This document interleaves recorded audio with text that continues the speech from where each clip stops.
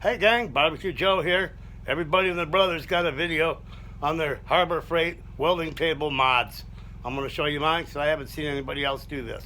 So I'm going to turn on the light here and focus this thing in, and we'll see what we can actually get on film. You ain't got one of these, get you one of these bastards. 10,000 bajillion lumens. Pretty good when it comes to welding. I'm going to focus you in here.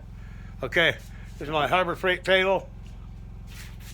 What I did is I took a little bit of some flat 2-inch, 1/8-inch stock, some 1-inch square stock, and some 1 1/4 inch square stock. It fits in there just perfect and can do that. So what we did, maybe you want to find yourself a hotel pan.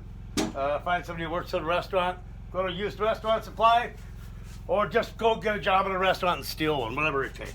Gotta have one of those two. Anyways, here's what I did. Put it all together. Made some cuts, a few welds. Plasma cutting table. What do you think about that?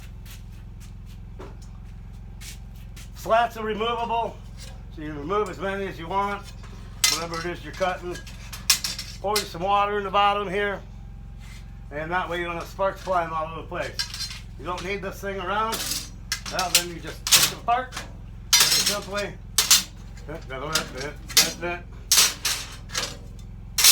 I want to space these at 1 inch. You can space it any way you want to space them. It doesn't really matter.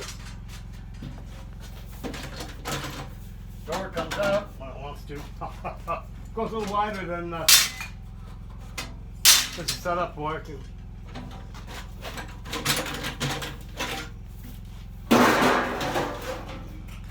Make that out of the way if you need to.